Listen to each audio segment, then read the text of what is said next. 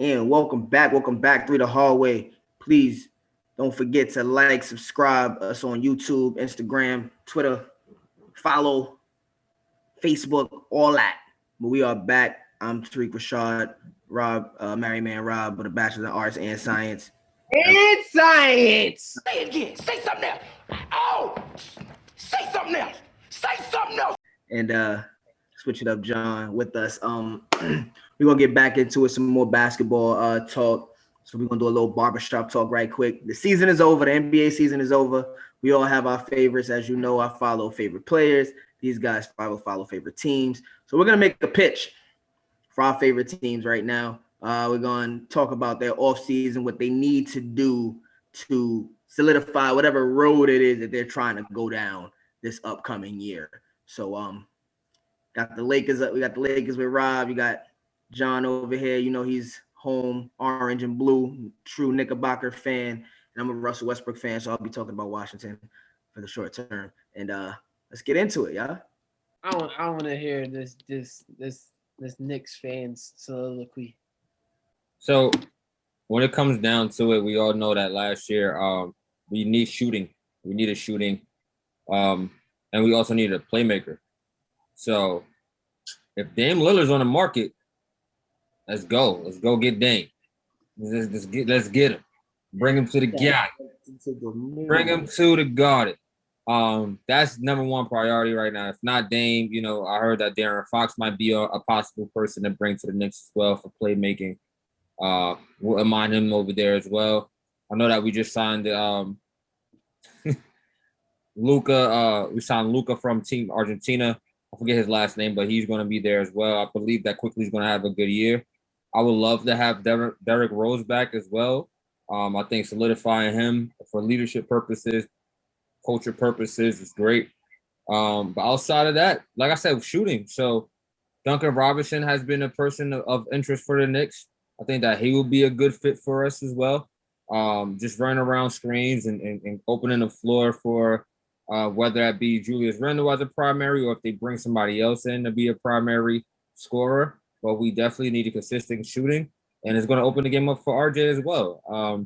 But for sure, Dame Lillard in the point guard, that's number one priority, finding somebody that can score and shoot and create plays for others.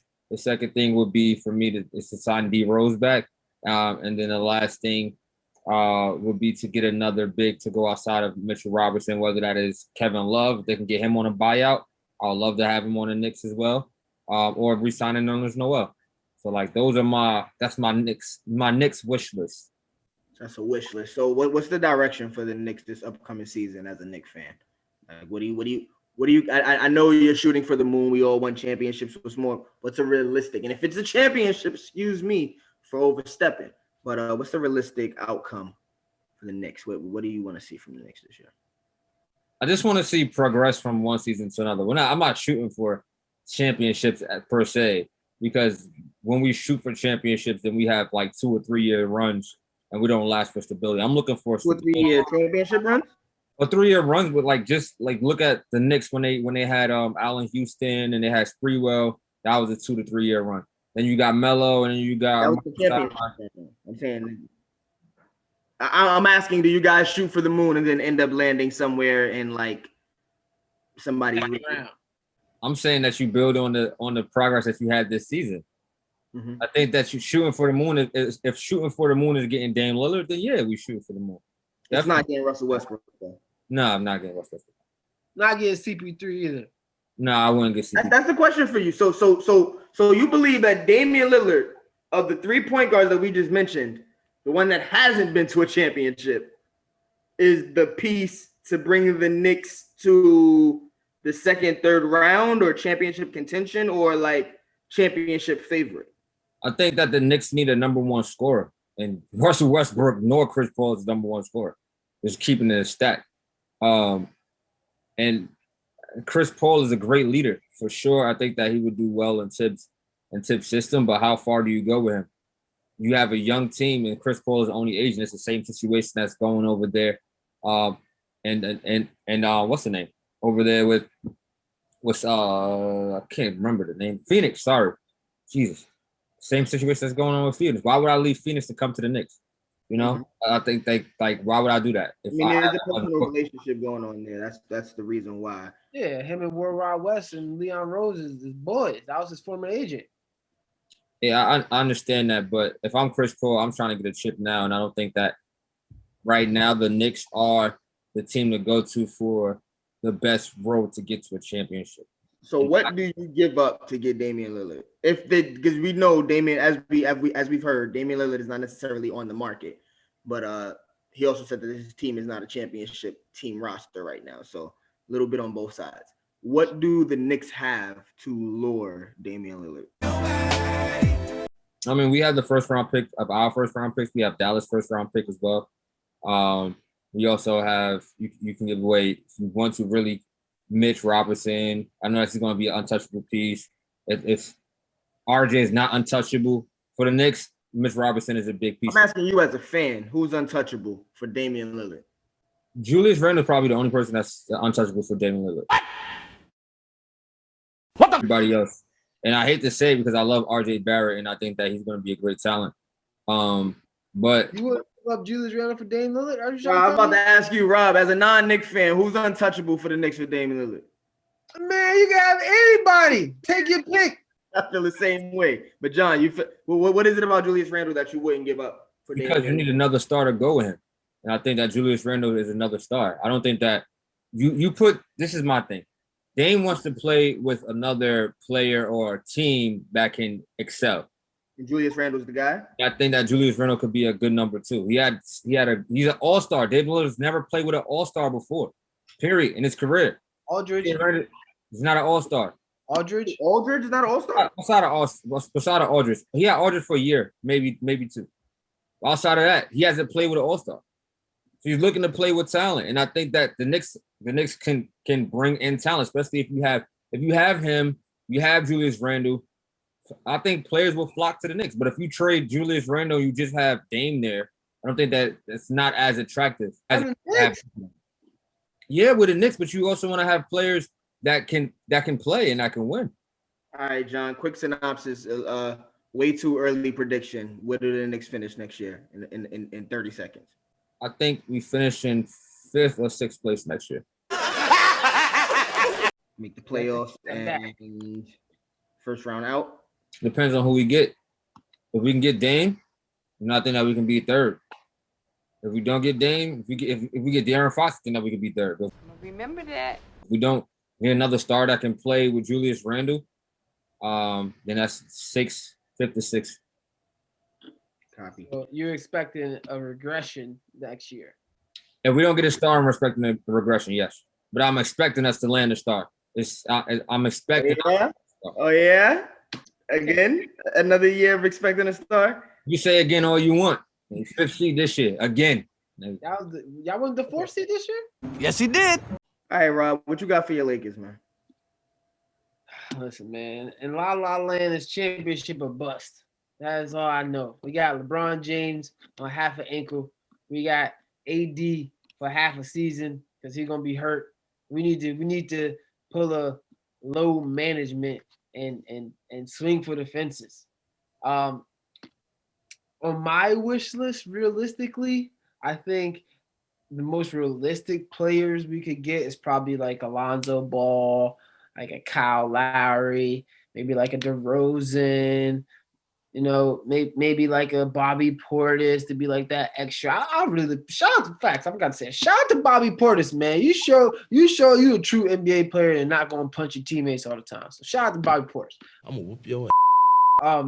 But yeah, I would love to see Lowry or Lonzo on our team with the Bobby Portis. Now, if I'm swinging for the fences, talking about Damian Lillard, of course, everybody wants Damian Lillard. But realistically, like in a more realistic as opposed to like this is feasible. If there's a world in which we could get, you know, a CP3 and a DeRozan, that would make me happy as a fan. I know other Lakers fans wouldn't be as happy because they feel like we need. Oh, I also agree we need shooting, but at the end of the day, I think for LeBron James, it would be best for him to have less of a burden to carry, right? He doesn't have to be the number one scorer and number one playmaker. He's already not the defender what he was previously. We've seen that. So like if we can have people come in and be secondary ball handlers or primary ball handler like Chris Paul, maybe some scoring when because LeBron can pass it to DeRozan, or DeRozan could come in the game for LeBron and he can take over for like a half a quarter or a quarter, whatever the case may be. I think that would be a really good fit. And then it's just a matter of health, honestly.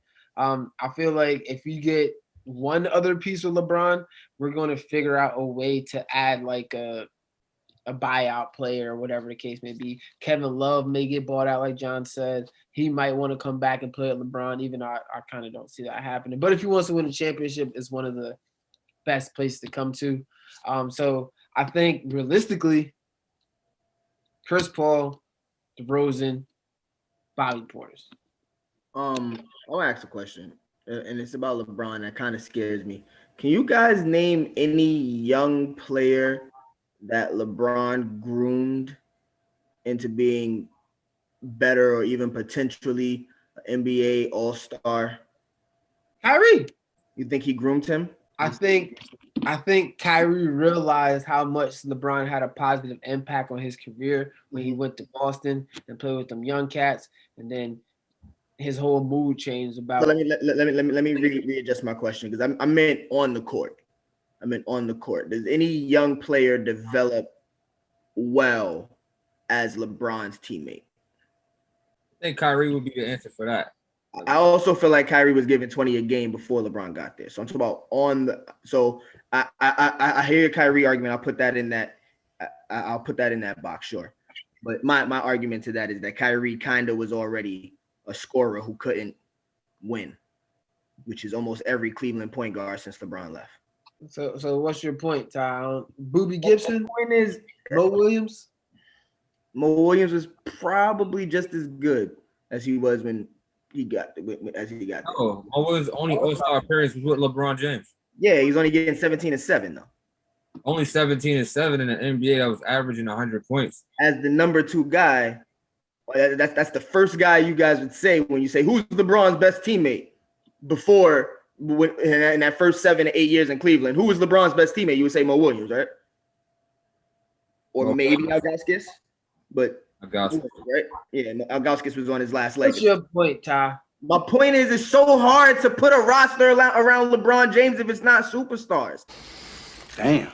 It's extremely hard. We see Kyle Kuzma digress. We've seen Brandon Ingram not get better. We've seen Lonzo Ball not get better. We've seen other players just not get better under LeBron's tutelage. So it's really hard. In my opinion, the NBA is taking a turn for the curve where young players, young talents have to be allowed to be those talents. And it can happen. Granted, Cam Johnson isn't taking 30, 40 shots, but in the shots that he's getting the shots that he wants. He's getting in rhythm. He's allowed to go off ball and he's allowed to put the ball on the ground and do certain things. And I feel like with LeBron, you almost have to get veteran players that are accustomed to being a role guy. I'm going to play 100,000% on defense and maybe take 3 shots a game. And you'll have those guys. You'll have those Iman Shumperts. You'll have those Danny Green sometimes that just take threes, and J.R. Smiths who get to put on the ball a little bit like Kyle Kuzma, but they don't get better under LeBron. And to me,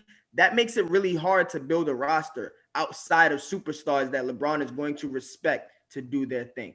Granted, LeBron is one of the best basketball players there's ever been. If he's on the team, your team is in championship contention. But I do believe, and that's why I ask you about this offseason, it's so hard to say, yeah, if I'm a player, I've noticed that. If I'm a player, I've noticed that. There's only a very small few people that have either gotten better or remained the superstar or star they were while LeBron was there. Kevin Love he digressed with LeBron being on LeBron's team. Yeah. Chris Bosh digressed being on LeBron's team. Like, it's just it's something that I've been noticing and I'm thinking about it, and it's like I don't know if it's digressed, but you have to understand. I definitely think that when you're playing with greatness, you have to understand that your role is going to be different. You're not going to be able to have the same freedoms as if you were the guy because that person's greatness is so much more valuable than, what your game is, if that makes sense. So you have to fit into the system that is built around the best position to win. And if you look at all those teams, even with Michael Jordan, I wouldn't say players got better playing with Michael Jordan. I would say players became more efficient playing with Michael Jordan. They mastered their role playing with Michael Jordan. And the same thing with Kobe. You mastered your role. You became more efficient in that. You hit the shots that were given to you. You played your position because at the end of the day, you know that this guy was going to bring it home for you. You knew that. So you play your role. You become you do the best you can. If you when you say better, then this is where my argument comes at. If I'm giving you the ball and I'm expecting you to deliver, you're not delivering. Is that my fault? No, it's not. But you're not giving me the ball in a position that I take Brandon Ingram as an example. That's my prime example right now. Brandon Ingram in a system where he's allowed to flourish, where he's allowed to make mistakes, where he's allowed to. If he misses 2-3 shots in a row, he may not. With the Lakers, you may not see the ball again in a scoring position for 7-8 minutes. If you miss 2 or 3 shots, you ask Kuzma, you may not see the ball again. Whereas you don't win. You go to New Orleans, you don't win. Kyrie Irving, you go to Boston, you don't win. But you're that scoring talent. Now, Kyrie's an anomaly because he was doing the same thing with LeBron. And I don't want to disrespect guys by saying that you get worse. But what I'm saying is, with the turn of the NBA, these young guys coming in now really feel like they have an opportunity to showcase that offensive game because it's a lot more dribble drills. It's a lot more shooting drill type of basketball than it was before, when it was just you have to go out there and get a bucket. Now I can 1, 2, 3 around the corner. You can't stop the step back. You can only foul me or put a hand up. I have to miss or make this shot. So Chris Bosh, it worked. Kevin Love, it worked. Turning that corner, I'm really weary that LeBron James and AD is not enough. And if you don't have a guy, like I look at Dennis Schroeder, he was totally different in OKC than he was in LA. He couldn't really that nigga look about the same. What happened? He looked about the same Dennis Schroeder I saw in OKC in the playoffs versus Houston. He looked about the same. Okay. They're like the same exact player. I get you. I get what you're saying. I just feel like it's really hard to build a roster around LeBron. Nowadays, outside of the superstars. And for what it's worth, I would pick the deeper teams against LeBron right now, against LeBron and a hopefully healthy superstar in AD. I would pick the deeper Milwaukee squads. I would pick the deeper Denver squads. I would pick when healthy. I would pick the deeper Phoenix squads. Philly, not Philly. I take that back. But I would pick those deeper squads. And if they have superstars on that team as well, say a Golden State, like I think LeBron is going to be in trouble next year, to be honest with you. I do think that if he's playing, there's always an outside to strong favorite chance that he's going to make it to the finals. But I think we're hitting that new era of basketball where you got to kind of let these young guys shine, or they won't be able to produce the way you need them to, because you and AD can't score 122 points a game and win every game like that. It won't happen. So I don't know. Do we have time for Russell Westbrook? I don't think so. I think the producers are telling us it's over for that. So we'll be back next week. Hopefully I'll get to talk about Russell Westbrook and the Washington Wizards and what moves they should make, sell a team. But we'll get into that a little later. For Rob, for Married Man Rob, for Switch It Up John, it's 3 to the Hallway. See you guys next week.